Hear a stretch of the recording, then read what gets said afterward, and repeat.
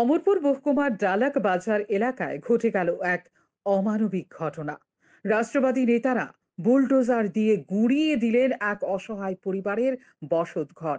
এখানেই শেষ নয়, গ্রামের প্রধান গোপাল সরকার অসহায় গৃহবধূর ওপর আক্রমণ করেন।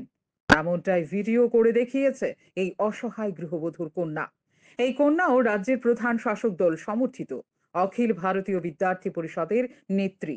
একই সঙ্গে অমরপুর কলেজের ছাত্র সংসদের পূর্বতন জিএসও। ঘটনার সময়ে এই গৃহবধূ ছাড়া বাড়িতে কেউ ছিলেন না। প্রধান গোপাল সরকার সহ তার সগ্রেদরা বুলডোজার দিয়ে বসত ঘর সহ ঘরের যাবতীয় জিনিসপত্র গুঁড়িয়ে দিয়ে যায়। এক প্রকার ভাবে এই পরিবারটি নেমে আসে খোলা আকাশের নিচে।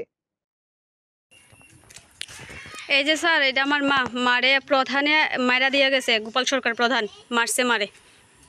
আমরা কেউ বাড়িতে আসিলাম না। এই দেখেন ঘর, আর ঘরের ভিতরে কিচ্ছু নাই। আমরা বাকি সব জিনিসই ভাঙ্গা আছে, কোনো জিনিসই নাই আমরা ঘরে। ওখানে আমরা থাকার জায়গা নাই। এই ঘটনাটি প্রকাশ্যে আসতেই সরাসরি হস্তক্ষেপ করেন মুখ্যমন্ত্রী ডাক্তার মানিক সাহা। তিনি ডেকে নেন অসহায় এই গৃহবধূ সহ তার কন্যাকেও, কথা বলেন তাদের সঙ্গে, জেনে নেন গোটা ঘটনা। সঙ্গে ছিলেন রাজ্য মন্ত্রিসভার একাধিক সদস্য।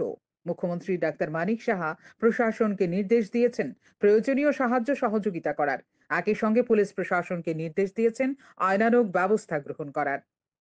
শান্তন